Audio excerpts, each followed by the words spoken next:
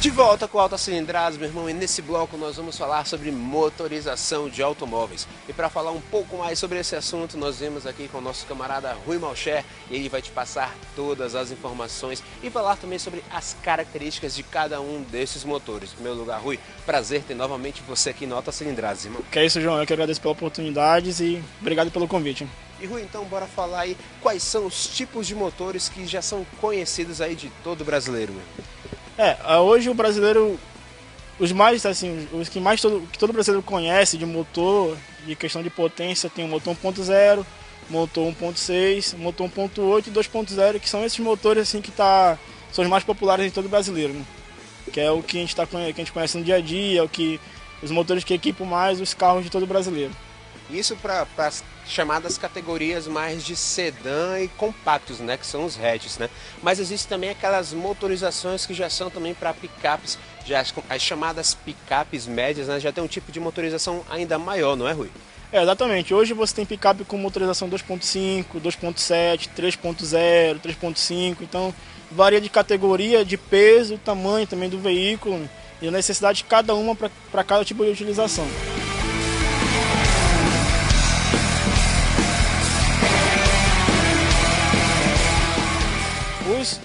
No nosso caso aqui, hoje os motores 1.3 e 1.5, eles equipam a linha do Etios.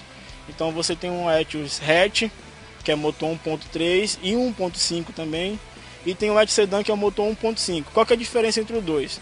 A principal diferença entre os motores e veículos, que eu digo tamanho, hatch ou sedã, é a questão de peso e potência.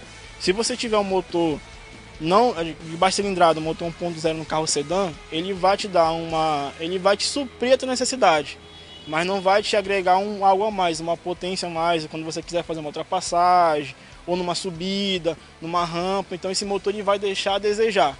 Já o motor 1.3 e 1.5, ele vai te dar aquilo que o motor 1.0 não tem, que é justamente um pouco mais de potência. Se você quer fazer uma ultrapassagem, o motor 1.3 e 1.5 já vai te dar uma arrancada melhor. Você quer subir uma rampa, quer subir um estacionamento de um shopping, você consegue subir com o ar-condicionado ligado, que esses motores têm.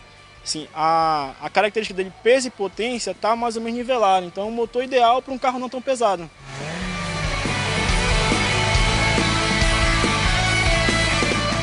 O Corolla, quando chegou no Brasil, ele era 1.6, 1.8, né? Com a necessidade do veículo, como o veículo ficou mais equipado, ficou mais encorpado, o nosso combustível hoje ele já é quase obrigatório todo motor ser flex, veículo que é fabricado no Brasil, então ele deixou de ser 1.6 e ele começou a ser 1.8, 2.0. Qual que é o benefício? Você tem um carro sedã, certo? Você é um motor 1.8 com uma transmissão equipada para aquele motor, então você ganha peso e você também diminui o peso, né? E você também ganha na questão do consumo, que o carro fica mais econômico e não fica tão pesado. Quando você tem um carro 2.0, a transmissão já é um pouco mais pesada, o motor já é um pouco mais pesado, só que em contrapartida você ganha potência. Então o carro ele fica um pouco mais, como eu posso falar, um pouco mais esportivo para quem for dirigir.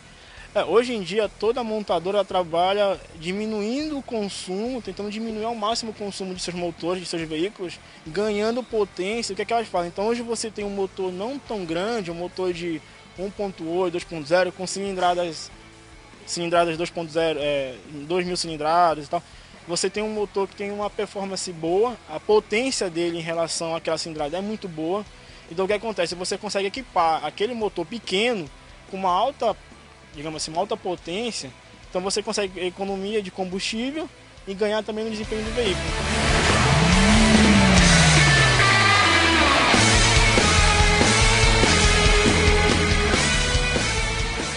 Hoje em dia, né, a maioria das picapes elas são 2.5, 2.7, 3.0, 3.5. Por quê? Pelo peso do veículo. Não adianta você ter um motor 2.0 num carro, numa picape, que é um carro pesado, um carro que pesa mais de 3.000 kg, mais de 2.000 kg. Que aquele motor não vai te dar potência suficiente para movimentar aquele veículo. Então o que é que as montadoras fazem? Elas pegam um motor médio, um motor 3.0, que equipa bem aquela picape, né? No caso da nossa Hilux, da nossa SW4, você tem uma potência boa, no caso delas hoje são 171 cavalos, transmissão de 5 marchas, então nisso você ganha com peso e potência. São carros que hoje, por exemplo, uma picape dessa ela pode estar fazendo na cidade em torno de 9 a 10 km com litro de óleo diesel. Então para um carro que pesa mais de 3 toneladas é um consumo muito bom. E você falou na própria questão do Prius. Para quem não conhece, o Prius é um carro híbrido, né? Também a configuração do motor é um pouco diferente dessa configuração tradicional que a gente já viu. Qual é a diferença no caso do motor do Prius, que é um carro híbrido, para os outros motores, por exemplo, das linhas, seja ele Corolla, Hilux? O motor do Prius ele é um motor a combustão e motor elétrico. Então ele é um carro híbrido, não é um carro totalmente elétrico como a maioria das pessoas pensam que ele é. Então ele trabalha combinando os dois tipos de motores. Tem uma bateria que fornece energia para o motor elétrico e um motor a combustão que também movimenta o veículo.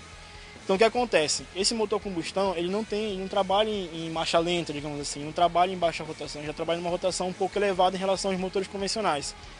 Então ele não é um motor de ciclo Otto, como o motor a gasolina. Ele é motor de ciclo Action. Então ele já tem uma performance muito boa numa rotação baixa para alta.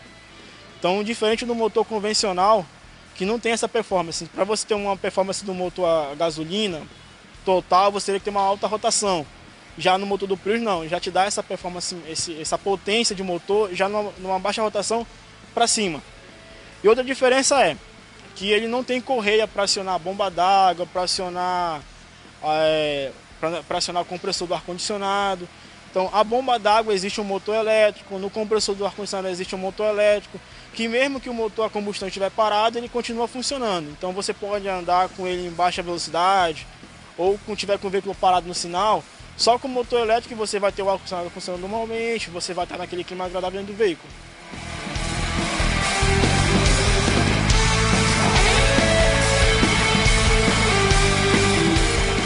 O carro híbrido ele trabalha com alta tensão.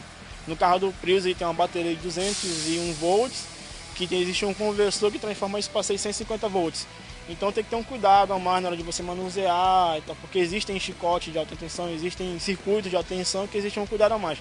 Mas o motor em si é a questão da troca de óleo regularmente e alguns cuidadinhos a mais, que é questão assim mesmo de cada montadora ter essa especificação.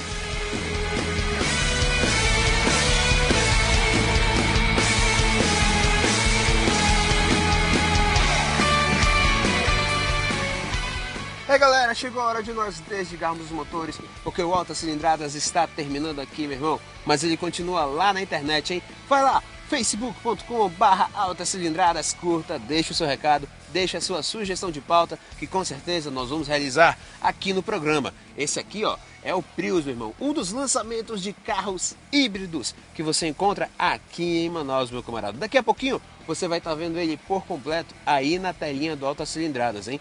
E no mais, tenham todos uma excelente semana, fiquem com Deus e lembrem-se de uma coisa, hein? Seja nos rios ou nas estradas, segurança sempre. Se beber, não dirija e viva sempre em Altas Cilindradas.